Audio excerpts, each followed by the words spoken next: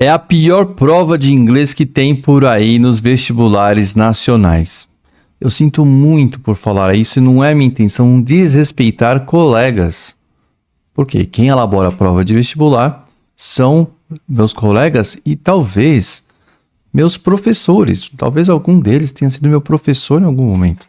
Eu jamais cometeria a desfaçatez de desrespeitar alguém nessa posição. No entanto, o produto feito, o produto criado, a prova elaborada, eu sinto muito, mas é muito ruim em termos de vestibular e eu vou explicar para vocês por quê.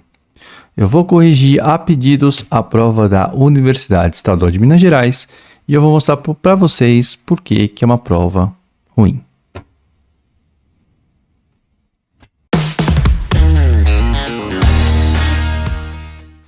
Fala aí, turma, tudo bem? Olha eu aqui, meu nome é Celso, professor de inglês especialista pro vestibular e estou aqui para corrigir uma prova que me pediram e tive alguns alunos que prestaram essa prova e queriam uma resolução da prova da Universidade Estadual de Minas Gerais. Uma excelente universidade, uma universidade digna da qualificação que as universidades públicas gozam no Brasil, porque o processo seletivo do corpo discente, dos professores, é muito exigente, é muito qualificado. Portanto, a qualificação dos professores é algo que a gente pode garantir. É uma universidade com recursos para investir, recursos públicos, sim, um tanto quanto defasados em alguns aspectos, mas no que confere a ensino, é uma universidade que atende muito bem. Só que o vestibular tem algumas questões. E sei lá o que vai acontecer com esse vídeo, espero que continue restrito, como é restrito aos meus alunos, mas assim, eu como professor, eu também estou naquela posição de não só orientar, mas de avaliar a qualidade das provas, porque é isso que os meus alunos precisam. E quando eu avalio essa prova, eu vejo que ela está inadequada, ela está ruim em termos de vestibular. E eu vou explicar para vocês por quê.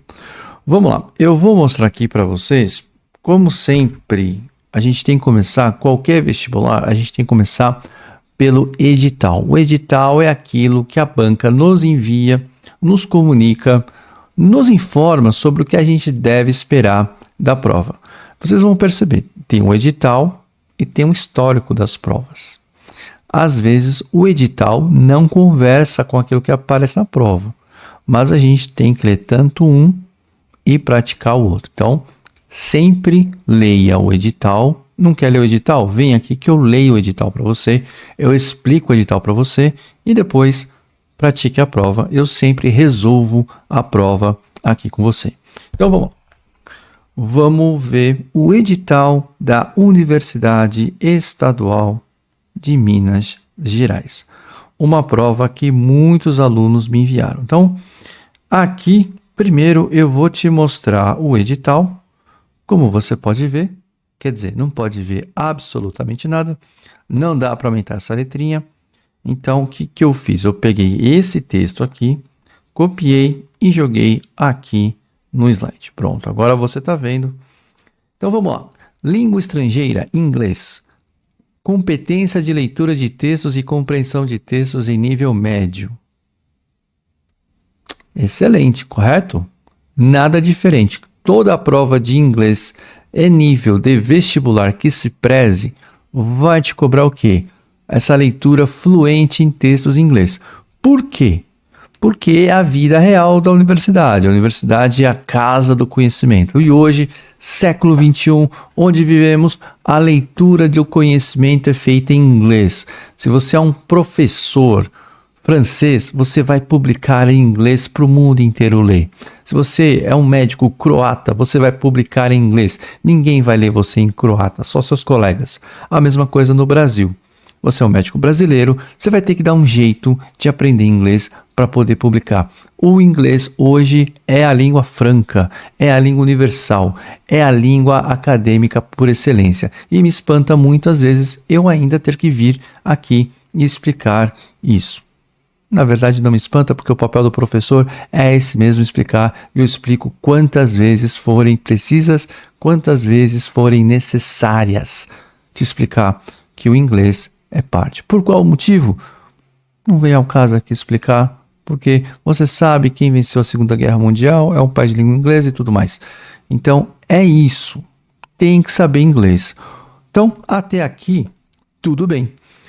Conhecimentos gramaticais, habilidade de inferência, dedução, análise e síntese em diferentes contextos, reconhecimento de estruturas básicas. Aqui já começa a confusão. Por quê? Porque quando ele fala de conhecimento gramatical ali, está um pouco solto. Qual o conhecimento gramatical? Para quê?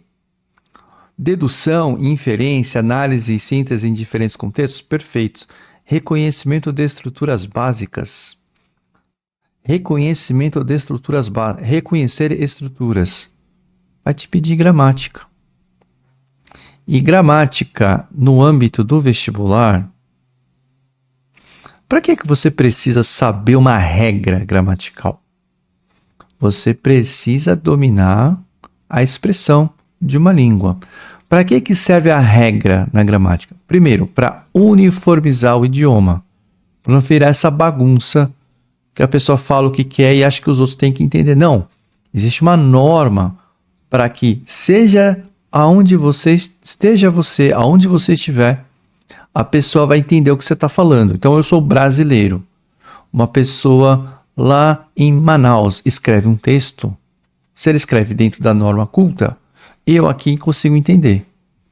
Manaus nem é um problema, eu consigo entender o que a pessoa fala. O problema é quando eu venho aqui para o sul. Se eu vou para o interior do Paraná, aí o jeito que o pessoal fala lá é um pouco diferente. Não estou falando de sotaque, não. São as palavras que são escolhidas. Se ele coloca isso na norma culta, aí sim dá para a gente entender. Então, a regra gramatical é para isso. É para facilitar a comunicação. Mas a regra gramatical, ela está a serviço do entendimento do texto, em criar um texto. A regra, por si só, ela não faz sentido. Eu tenho que conhecer a regra para poder escrever de uma maneira que você entenda aonde você estiver. Se eu sou brasileiro e eu uso a regra, eu uso para você entender. Eu não posso fazer do jeito que eu quiser. Tem que ser de um jeito que você possa entender. E aí eu vou entendendo. Eu estou usando a regra aqui o quê? Pensando nas formas verbais que eu vou colocando. Não vou chutando a forma verbal de qualquer jeito, conjugando tudo errado, errando os pronomes tudo e comendo os plural como a gente come os plural aqui em São Paulo. Você está me entendendo, mas está errado. O ideal é que eu faça a conjugação verbal correta, que eu faça o uso da flexão verbal correta, que eu faça uso dos plurais, que é muito difícil aqui em São Paulo fazer.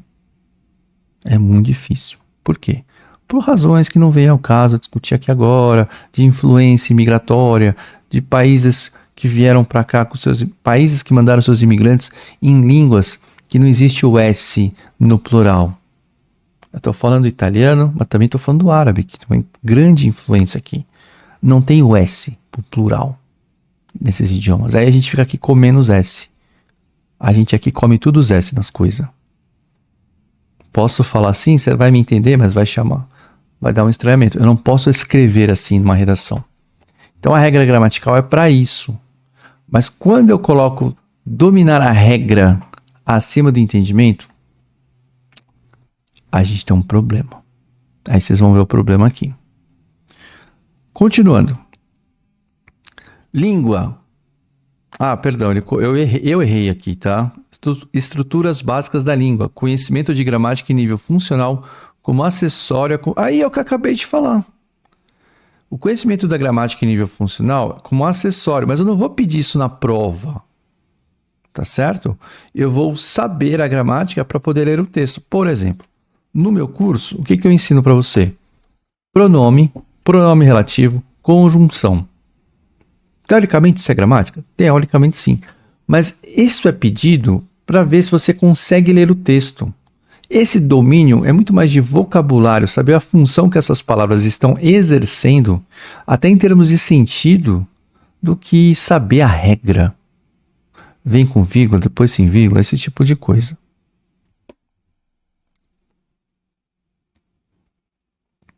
Aí vem os modifiers, referência pronominal, uso de pronomes, discurso indireto, orações subordinadas, ordem das palavras na oração, formação de palavras, processo de derivação e composição, sistema verbal, forma, uso e voz, adjunto e preposição, gênero, número e caso dos substantivos. Até aqui, descreveu o que tem no meu curso.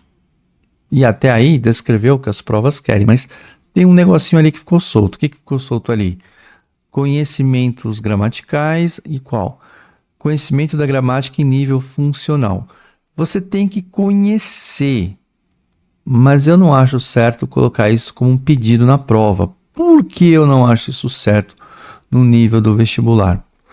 Porque te obriga a memorizar regras e saber regras vai sobrepor a sua capacidade de leitura.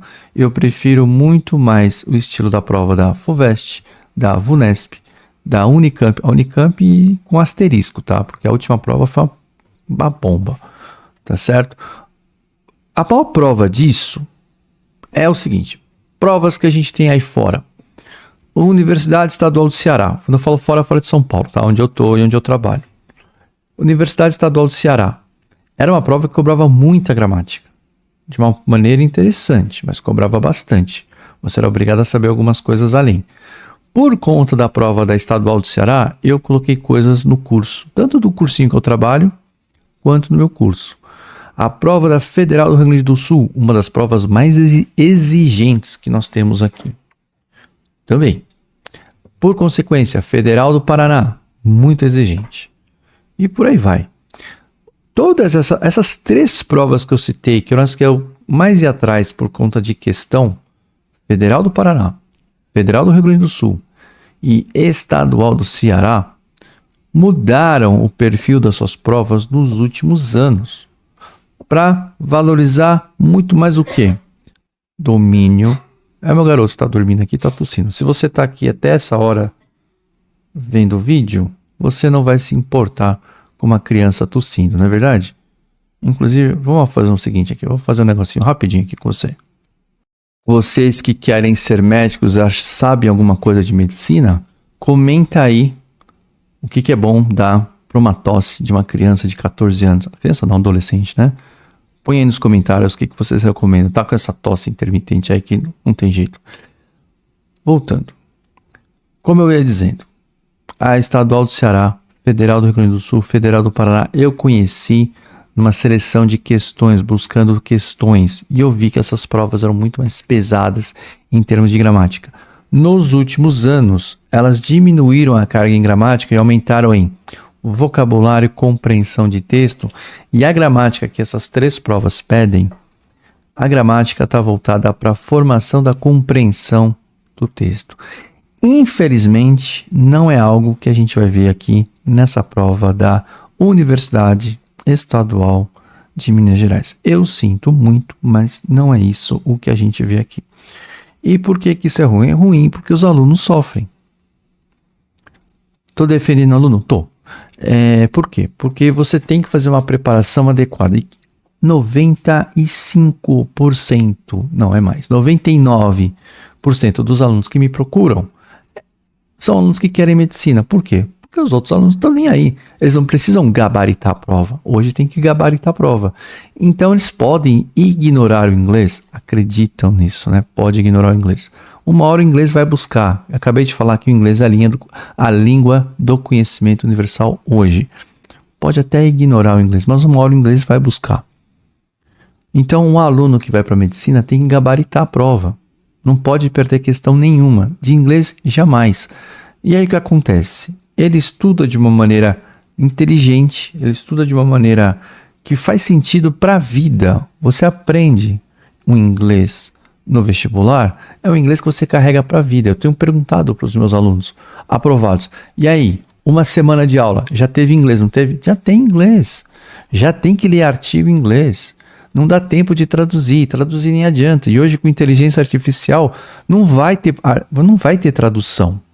Você pode até jogar ali, mas você vai ficar para trás. Porque uma hora vão pedir para você se apresentar num congresso. E sem inglês você não vai conseguir. Você vai ficar jogando tudo na inteligência artificial? Vai jogar no Google Tradutor? Pode até jogar, mas não vai passar na prova. Então você tem que passar na prova. Primeiro, não vai passar na prova de residência. Não vai conseguir se qualificar para o congresso. A escolha é sua quando chegar a hora. Então, o aluno, quando está se preparando, ele tem uma lógica na preparação. Pô, professor, gostei. Estou conseguindo aprender a ler os textos, porque eu estou adquirindo vocabulário, estou entendendo as estruturas, estou entendendo o que a prova pede. Aí, de repente, a prova vem aqui e pede regra de gramática. Ou pior, vou mostrar aqui para você. Está aqui a prova. Questão número 7. O que a pessoa quer dizer com I've got heartburn? O que a pessoa quer dizer com eu tive um coração queimado? Seria uma tradução? O que é heartburn? E aí você fala, não, peraí, professor, mas você colocou só a questão. Você colocou só a questão aí? Não. Não fui eu que coloquei só a questão. A prova começa aqui. Vou até aumentar. A prova começa assim. Olha ali. Começou assim. Sem nenhum contexto. Ou seja, você é obrigado a saber o que é heartburn. Ninguém sabe o que é heartburn. Heart, coração. Burn, queimar. Coração que queima. Se é um coração que queima, eu estou tendo um ataque cardíaco. Não é assim. Então, assim, mais uma vez, eu sinto muito, não gosto. Se alguém me critica, eu quero, nossa, eu fico louco da vida. Mas às vezes eu sou obrigado a engolir o sapo. Porque eu errei, porque eu dei brecha. E aí eu engulo o sapo, falo, poxa vida, vacilei, cometi um erro. E talvez eu tenha cometido um erro. Cometi erro, tive que apagar o vídeo, tá? Apaguei, gente, apaguei o vídeo porque tinha um erro lá. Apaguei. Erro é normal, a gente errar como professor, é absolutamente normal. A gente está suscetível, estamos suscetíveis ao erro. Isso aqui está errado. Por quê? Quantas pessoas sabem o que isso significa? E quando você pede uma palavra assim, fora de contexto, que ideia é essa? E olha essas alternativas. Como é que eu vou saber? Qual que era o ideal? Olha só, o ideal seria isso aqui. Você pega um texto, por exemplo, eu tenho aqui um texto da revista New Yorker, que vocês já conhecem da prova da FUVEST, conhecem dos cartoons da banca VUNESP. Então tá aqui, ó. Eu vou ler com vocês, tá? Each day, 9 a.m., 1 p.m. Todo dia, das 9 da manhã à 1 da tarde e às 6 da tarde, o Ranieri tem uma enorme refeição. 2.000 calorias, 1.000, né? 2.000 calorias.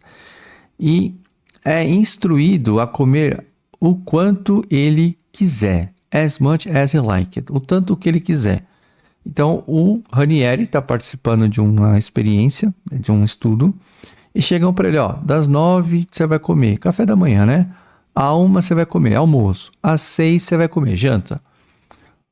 Você vai comer 2.000 calorias e você come o quanto você quiser. Durante a primeira semana, foi oferecido a ele comida processada, né? Mas minimamente. O que é comida minimamente processada? Salada, vegetal, frango grelhado. E ele se sentiu great, felt great, sentiu bem. Mas toda sexta os pesquisadores mudam a sua dieta. Então o cara está comendo lá, segunda a quinta, está comendo bonitinho aqui. Aí na sexta, os pesquisadores mudam a dieta para logo ele estava comendo densas calorias, comida processada que, em outras palavras, apenas ficava no estômago. Nuggets de frango, batata frita, manteiga de amendoim, pasta de amendoim, né? Creme de amendoim e sanduíche de pasta de amendoim. Desenvolveu heartburn e começou a ficar se sentindo inchado, lento e irritado. Percebeu a diferença? Quando você ensina vocabulário dentro de um contexto, você entende. Então, se ele desenvolveu, de segunda a quinta ele come bem. Saladinha, frango grelhado, se sente excelente. Sexta-feira, McDonald's. McChicken lá, não, é o pior, é o Nuggets. Como é que o cara fica com a comida ultraprocessada? O texto era sobre isso. A comida parece que entala. Você já teve essa sensação? É assim, às vezes você come tanta porcaria, você não percebe. Aí você começa a comer de uma maneira saudável, você não aguenta mais voltar para coisa ruim. O seu organismo ele se acostuma muito rápido, tanto com a coisa ruim quanto com a coisa boa. O problema é que quando ele se acostuma com a coisa boa, você come coisa ruim, você passa mal. Teve uma época que eu melhorei muito a minha dieta, mas eu ainda insistia com o McDonald's. Eu gastava muito dinheiro, continuava com fome e às vezes até chegava a vomitar. Porque o meu organismo fala, não dá, cara. Não dá, você não pode fazer isso comigo. Você não tá sabendo que isso aqui tá te fazendo mal. E é toda uma discussão que você, que é meu aluno vestibulando agora, vai para medicina de novo, VUNESP, Unicamp, FUVEST, tem que saber muito sobre esse assunto ultraprocessado, comida ultraprocessada. Já caiu antes, vai cair de novo. Estou falando muito sobre isso, tá? Então o texto está falando sobre isso. Então, que tipo de coisa você desenvolve? A palavra é desenvolver, Ele desenvolveu heartburn. Volta na prova. Aí eu vou lá na prova. Eu desenvolvo dor de cabeça? Eu desenvolvo febre? Eu estou tendo um ataque cardíaco ou eu desenvolvo azia? Eu sei que aqui tá eu estou, tá? Porque é o I've got, é a minha expressão. Mas você viu que mudou? Uma coisa é você ter um ataque cardíaco, outra coisa é você estar com essas coisas. Eu estou com dor de cabeça, eu estou com febre, eu estou com azia. Qual dessas alternativas é a melhor para alguém que comeu comida ultraprocessada na sexta-feira depois de ter uma semana boa de dieta? Dor de cabeça? Azia? Ou qual que é a outra? Febre. Você pode ter dor de cabeça e pode ter febre, mas quem vem primeiro? Não é a queimação? Mas queimação do coração? Esse é o lance. As palavras mudam, as palavras dançam conforme a escolha. Para nós, é uma queimação no estômago, que literalmente é azia, é isso, a gente sente. Mas ela não sobe aqui. Aí o cara fala, tá queimando o coração. É que nem o texto da FUVEST sobre as energias renováveis. O Dark Doldrum. Todo mundo que é meu aluno passa por esse texto primeiro. Aí tem a expressão chills the heart, gela o coração. Em inglês americano é gelar o coração. O nosso português brasileiro, gelar a espinha. Isso é por causa disso que a prova é considerada ruim. Porque isso aqui vira loteria.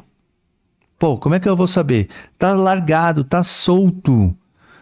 Teve gente que deu a sorte de ver. Azia não é uma palavra do dia a dia, gente. Vamos combinar? Não é uma palavra que você aprenda, mesmo lendo o texto.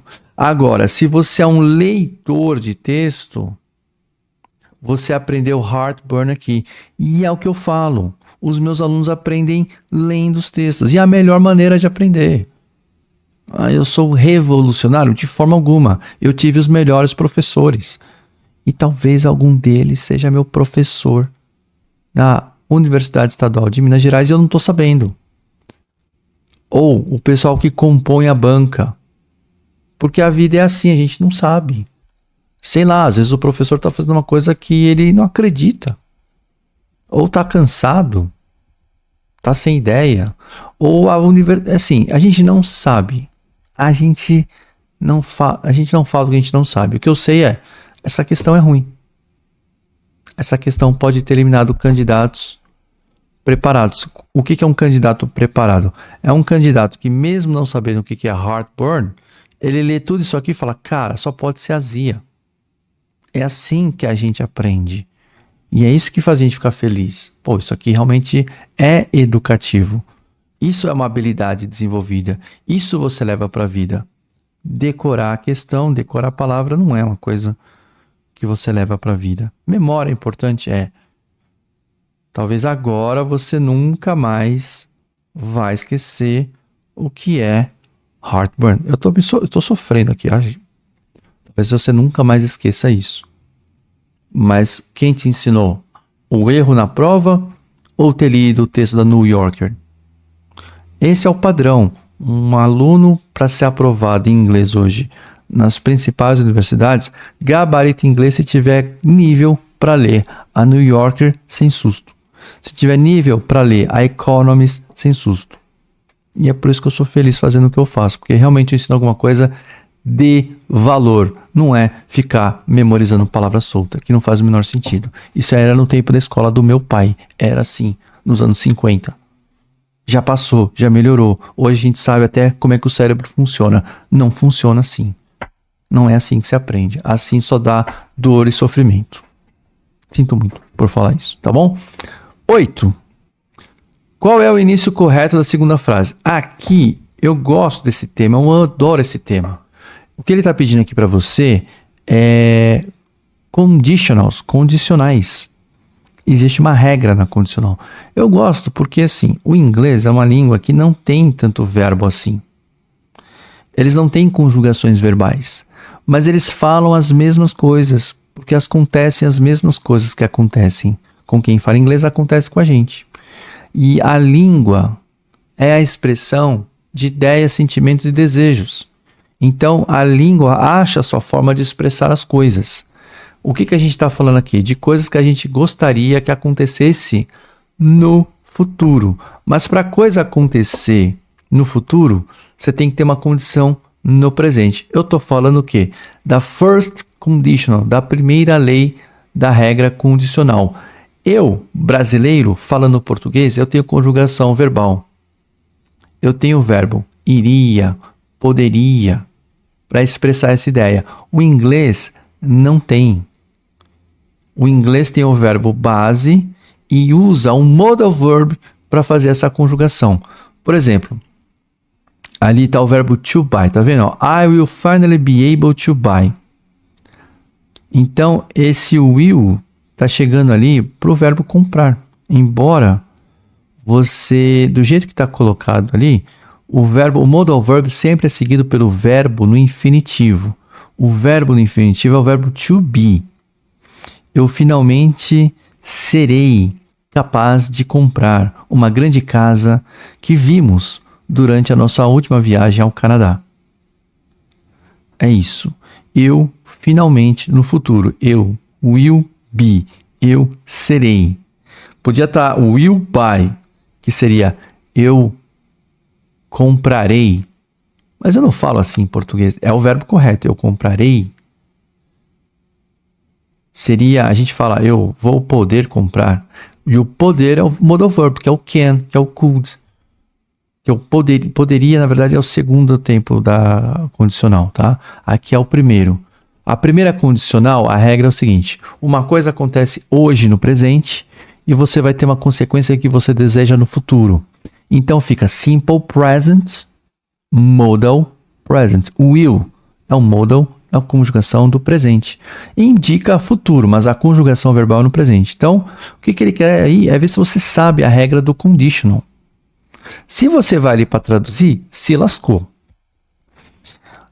Eu gosto de ensinar isso aqui. Eu acho essa regra um máximo, porque ela resolve de uma maneira até um tanto quanto simples um problema que a língua inglesa tem, de não ter o verbo condicional no subjuntivo.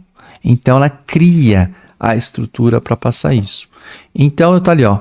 Letra A. If everybody agrees on a fair division of profits. Se todo mundo concordar com uma divisão justa dos lucros, eu finalmente serei capaz de comprar aquela grande casa que nós vimos na nossa última viagem ao Canadá. Se você olhar, tá tudo igual. O que está mudando ali na letra A, B, C e D? Está mudando a conjugação verbal em agree. Então, tudo que eles querem saber aqui de você é se você sabe que tem que ser simple present. Aí você tem duas dúvidas. Se é agrees ou se é na letra A ou se é a letra C, agree. E aí começa um outro problema. Já descartou o agreed, que seria o passado, né? Agreed. E descarta também o D, que não existe. If everybody agreeing on. Vai descartar também. Não estaria errado, tá? Essa forma. O que está errado ali seria o pronome que vem antes. Tá? O agreeing on com ing às vezes está certo, tá bom? Mas aqui eu estou falando do conditional, first conditional, que eu adoro ensinar. Mas eu acho que não cabe aqui numa prova. Eu acho que caberia você pegar a frase completa e perguntar para o aluno: qual é a ideia presente nessa estrutura? Por que você está usando essa estrutura? Aí sim, a gramática a serviço do entendimento, para você entender o que a coisa vai acontecer no futuro. Se todo mundo concordar, eu vou poder comprar. Seria uma coisa legal de fazer. A UERJ faz mais ou menos isso na sua prova. Por isso que eu ensino conditionals, porque cai na UERJ, no Federal do Paraná, e agora cai na UEMG. Mas aqui está simplesmente te perguntando a regra. Se você é meu aluno, você acerta isso aqui com tranquilidade, porque você vai ver lá no módulo 13 conditionals. Eu tô uma baita aula de conditionals, porque eu adoro. E porque cai na prova. Você, meu aluno, você ia acertar. Mas se você fosse um aluno meu, pensando em FUVEST, Unicamp, VUNESP, você ia passar batido disso aqui. Você olha lá, isso aqui não cai. E não ia estudar isso aqui. Eu falo, mas você não ia estudar. Quem assistiu conditionals ia acertar. E aí, qual que é a dúvida? Professor, tem agrees na letra A com S e tem agrees sem S. Aí eu tenho que saber o quê? A regra do pronome. Aí eu tenho que saber a regra do uso do everybody. E no inglês tem essa discussão. Everybody, plural ou everybody é singular? E aí não tem jeito. Não dá para você ler e entender. Você tem que saber a regra. E sabe o que é pior? Essa regra aqui, ela muda nos Estados Unidos para Inglaterra. No everybody, eles concordam.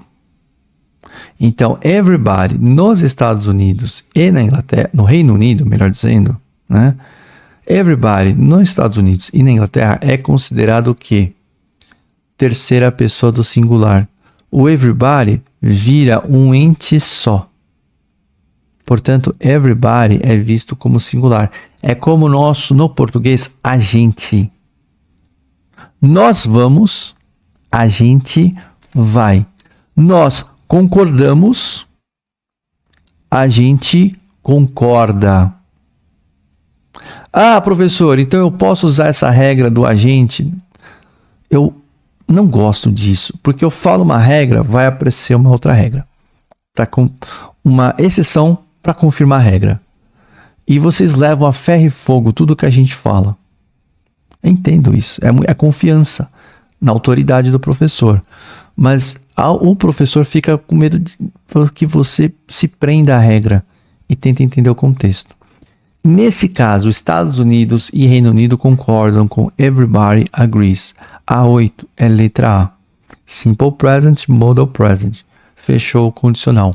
Mas, por exemplo, existe um escritor inglês americano, Steven Skapinker, que escreve no jornal inglês Financial Times. Ele adora falar de gramática. Na verdade, eu uso muitos textos dele nas aulas que eu dou. Não para vestibular, porque para vestibular não cabe muita gramática, mas nas aulas para meus alunos adultos eu dou bastante. E ele, americano, chegou na Inglaterra e leu pichado no muro: Manchester United Football Club Rule UK. Então ele viu rule sem o S e falou: tinha que ser um hooligan. Primeiro, picha o muro. Segundo, picha errado. Porque nos Estados Unidos, o time de futebol, o time de beisebol, o que quer que seja, é usado da mesma forma que o everybody. É um ente que expressa essa unidade. Então é o time e joga a conjugação. Então seria, nos Estados Unidos, Los Angeles Lakers rules the city. O Los Angeles Lakers manda na cidade. lá na Inglaterra, o Manchester United mandam. Quando eu falo rule, é plural. They rule. Isso quebra a cabeça nossa brasileira, porque o S a gente associa com plural. Os verbos no inglês, as conjugações são diferentes. I like, you like, he, she, it likes. O S vem na terceira pessoa do singular no presente. No passado é super fácil, a conjugação é tudo igual. No passado é tudo igual, tá? Mas no presente, I like, you like, he, she, it likes. No plural, we like, you like, they like. I rule, you rule, he, she, it rules. Aí nos Estados Unidos, o time, a associação esportiva, terceira pessoa do singular. Rules the nation, rules the country. No Reino Unido, terceira pessoa do plural. Manchester United rule. Tem essa discussão, tem esse debate para usar para o time, para a associação, para o clube. Aqui no Everybody eles concordam. Agora imagina você que foi meu aluno, que assistiu essa aula e ali fica confuso. Fica confuso ali sobre essa conjugação. Ou fala, nunca vi isso. Você pode nunca ter visto. Isso aqui você aprende por leitura, pelo som. Everybody agrees ou everybody agree?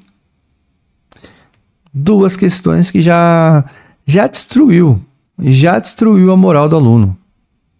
Mas porque ele não está preparado ou porque ele não sabe regrinha? É isso. Letra 9. Nossa, letra 9. Questão 9, né? Número 9. Letra 9. E não é incomum eu fazer esse tipo de bobagem. Vamos lá. 9. Deixa eu ver se está aparecendo aqui. Leia com atenção as frases e marque a alternativa verdadeira. 1. Don't worry. Nobody understands nothing she says. E a pergunta é: segundo a gramática, somente a 3 está incorreta. Segunda gramática, somente... Então, quer saber qual frase está incorreta? A número 1 está errada. Essa eu ensino na aula. Porque existe no inglês a questão do double negative. No inglês tem uma regra muito lógica. No inglês você tem menos com menos é mais. Então, você não pode falar no duas vezes. Então, eu tenho nobody understands nothing. Eu ensino ainda adultos a praticarem, a falar inglês. Então, o brasileiro fala, ninguém entende nada do que ela fala. A gente fala assim no português brasileiro. O correto, entre muitas aspas, seria, ninguém entende coisa alguma que ela fala. Porque o coisa alguma seria alguma coisa próxima do nosso neutro, né?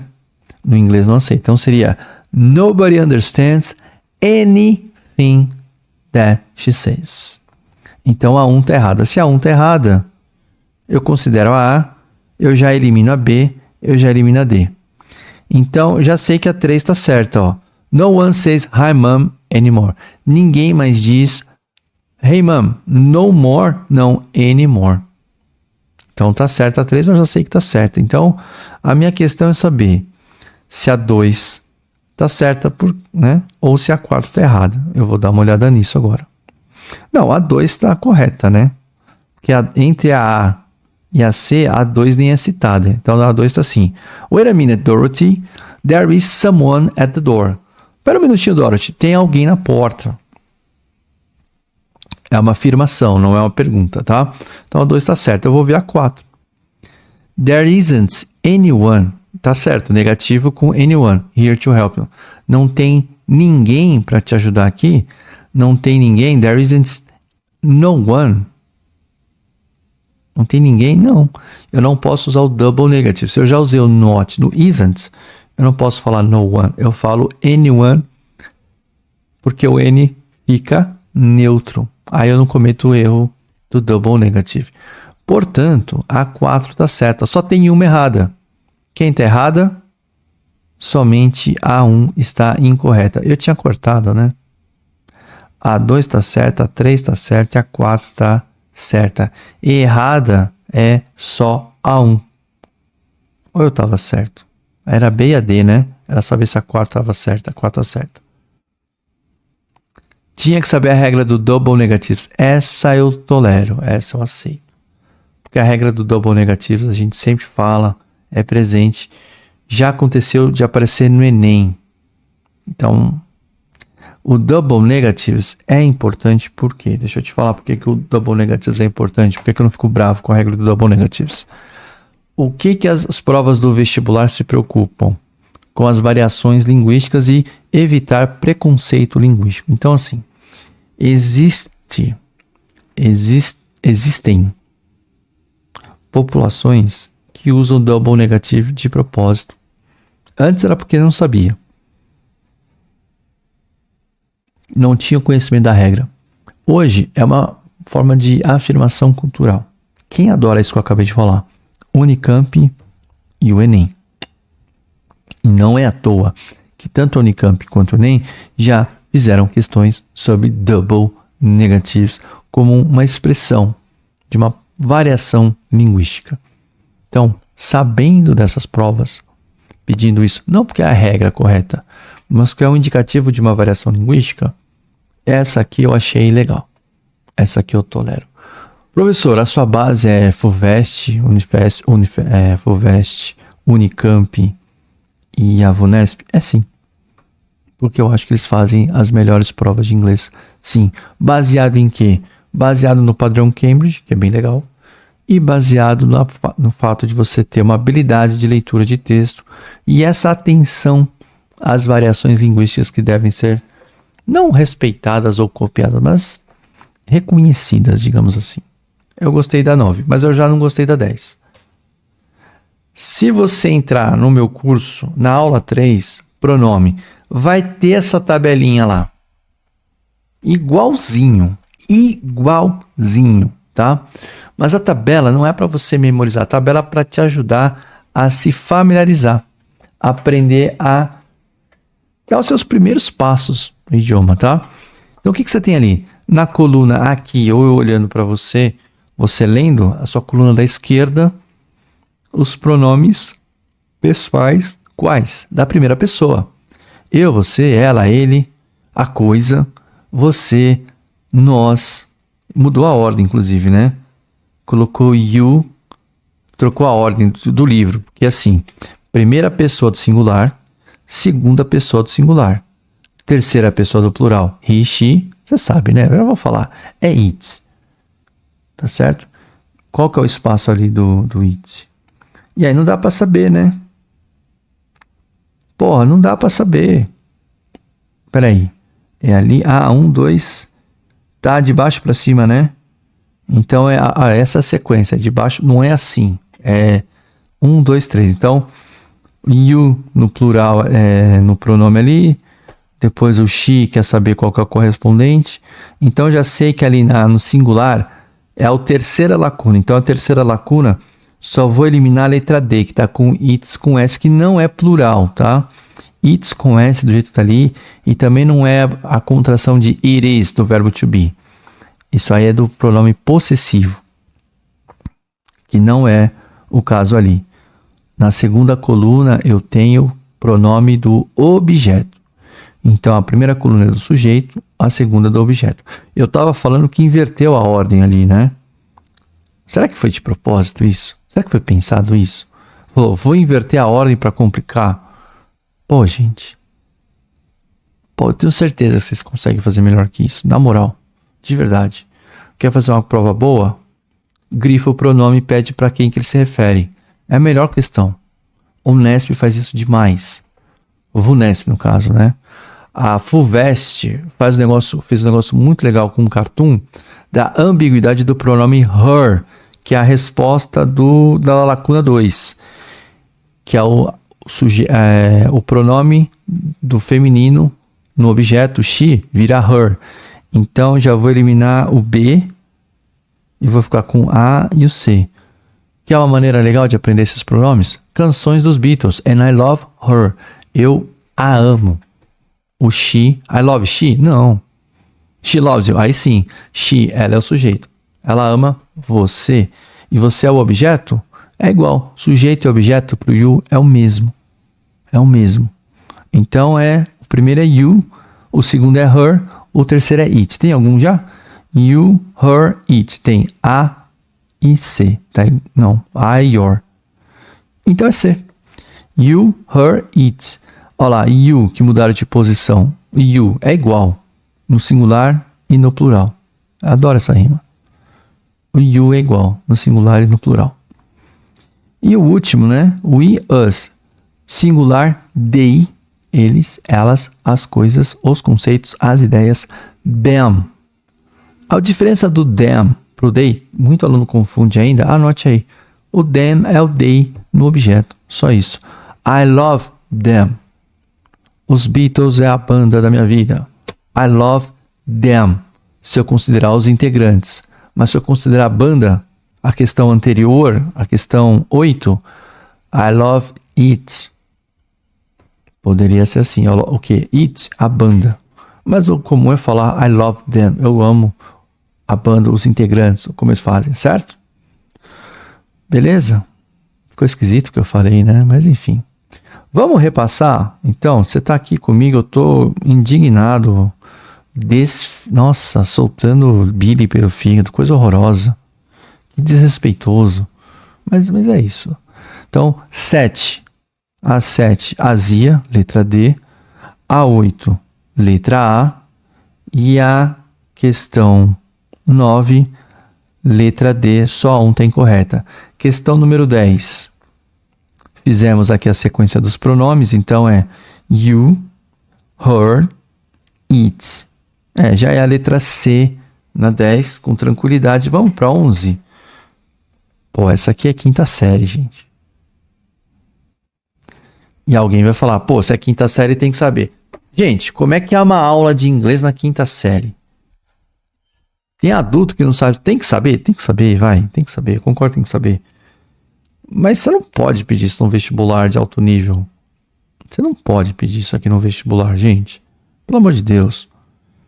Então você tem que saber a conjugação do número ordinal. Ordinal termina no inglês depois. Você tem um first, second, third, daí pra frente todo mundo é TH. Então é TH no final. Então você já corta o A, você já corta o D. Então você tem B e C. É saber se é 59th ou 50th na IF.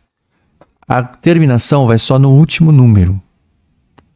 Então na frente é 50. 50 e nono? Não existe, né? Não tem 50 e nono. É 59º. Aquela é uma das coisas que eu mais gosto de falar. Não traduz, entenda. Aceite como as coisas são no idioma. 59th. Tá certo? É isso aí. Então, 11, letra B. E aí sim, a 12, muito legal. A 12 é uma questão alto nível. A 12 é uma questão bacana. Tá aqui, ó, falando dos nossos rios. Né? Nossos. Do Amazonas ali. Vou ler em português já com você, tá? Uma das coisas mais interessantes de ver no Brasil é o lugar onde dois rios se encontram, mas não se misturam. Maravilhoso. Eles são o rio Solimões, que é branco, mais arenoso, né? E o Rio Negro, que é escuro. Eu não sei por que um é branco e outro é escuro. Eu acho que eu não sei, eu não vou falar de coisa que eu não sei, né? Eu ia falar que o Rio Negro parece muito com o Rio da Prata, passaria em Montevidéu e divide Buenos Aires, Montevidéu, que tem uma cor meio de chocolate, aí você fala que é um Rio Negro, né? Mas eu não vou fazer isso não. Eles fluir, eles fluem próximo de cada um por 6 quilômetros no estado do Amazonas. Mas as cores da água não se misturam, porque tem diferente temperatura e velocidade. Isso é muito interessante, isso eu não sabia. Aprendi lendo. Você sempre aprende lendo. Não faz sentido. Por que a gente pensa que o rio mais quente corre mais rápido, né? E o rio mais friozinho, mais geladinho, por ser geladinho, corre mais devagar. Mas o que a gente sabe? Que a velocidade do rio não está vinculada à sua temperatura, e sim ao fluxo que alimenta esse rio. Então vamos lá. O rio Solimões é rápido e mais frio que o Rio Negro. Portanto, o Rio Negro é mais devagar e mais quente. Ok. Após alguns quilômetros, os dois rios se tornam parte da baixada do rio Amazonas. Eles se juntam, vão juntos, o Negro e os Solimões. Se eu não me engano, o Rio Negro banha Manaus. Não estou certo disso. Se eu falei besteira, me corrija aqui nos comentários. Eu sei que a hora que eu terminar essa aula, eu mesmo vou checar. Mas você pode aí me corrigir, tá bom? Letra A. Os rios se encontram 6 quilômetros após a nascente. Não falou sobre nascente. Eles andam juntos por 6 quilômetros antes de virar o Amazonas. B. Os rios não se misturam por terem nascentes diferentes. Eles não se misturam por temperatura e velocidade diferente, de acordo com o texto. Eu acho que um professor de química e física, os dois vêm aqui e vão falar para mim que eles não se misturam por questões de densidade diferente. Eu acredito que eles vão me falar isso. Mas você me corrija aqui nos comentários. Letra C. O Rio Negro flui mais lentamente que os Solimões. O Solimões é faster, é rápido. O Rio Negro é slower, mais devagar. Se um é rápido e faster, mais rápido que o outro. Faster, Comparatives, a aula 5 do meu curso. Letra D. Ambos desaguam na Colômbia. Nada a ver. Nada a ver. Tá certo? Deságua no Amazonas. Então tá feita a prova. Tá aí. É por isso, pelas razões que eu coloquei, que eu acho essa prova ruim. Não são as pessoas ruins. A prova elaborada é ruim porque ela obriga que você chegue com domínios de regras assim que são... Você não consegue nem elaborar uma lógica. Para você dominar essas regras de gramática que eu falei, você tem que estudar inglês por uns 5, 6 anos. Não dá para saber. Ou vai. Para você saber conditionals nesse domínio, você vai aprender no meu curso. Mas as outras regras você aprende no básico do inglês. Só que esse básico do inglês não faz sentido você perguntar a regra disso. Faz sentido você saber ler o texto. Que agora você aprendeu. Mas assim, aprender a regra faz diferença para você ler um texto? Você concorda que sabendo ler o texto, você acaba aprendendo essa regra naturalmente? Mas qual é o tempo que você tem para se preparar para essa prova? Você tem tempo para aprender uma regra ou você tem tempo para aprender a ler? Aprender a ler é mais fácil e é o que importa. Vai aprender a regra? Vai. Quando você vai aprender a regra? Quando você for se expressar. Quando você for escrever. Quando você for ler. E aí você vai fazer a expressão correta. Não para mostrar que você tem o domínio da língua culta. Mas que para que você faça um texto que as pessoas entendam. Que as pessoas não estranhem. Para as pessoas não fiquem voltando no texto. Mas na hora da prova... Para o vestibular, você sabe, você vai decorar um monte de regra. Não é legal decorar um monte de regra. Mas a prova está te pedindo isso. E é por esse motivo que eu critico. É pelo vocabulário solto. É pela regra. É abstrato. Quantas regras existem? Cara, tem lá 358 regras. Você tem que saber. No dia da prova, calhou de você saber 4. Gente, não é todo mundo que vai dominar isso. Mas várias pessoas podem ler o texto. Agora, o que é uma prova melhor elaborada? Quem tem o domínio de certas regras ou quem sabe ler melhor? A gente já sabe a resposta, né? Sinto muito por ter soado indelicado, talvez, não é meu feitio, mas eu também estou do lado do aluno. Eu acho que um aluno melhor preparado é um que consegue ler um texto. Como essa questão, a última 12, eu achei ótima, excelente. Cobrou entendimento de texto e subentendido uma regra que está a serviço do entendimento. Comparatives, que compõe a palavra, que está no meu curso. Bom, vocês viram que eu falei aqui por 1 hora quase e não fiz um merchan, né? Eu vou deixar o link do meu curso aqui nos comentários. Quem gostar de mim, já vem ser meu aluno. Inscrições estão abertas. Aproveita que eu vou aumentar esse preço aí para poder dar assistência para quem veio. Beleza? É isso, turma. Muito obrigado. Raquel, tá aí entregue para você, como você pediu, a correção da Estadual de Minas Gerais de Inglês. Valeu, tchau, tchau, um abraço.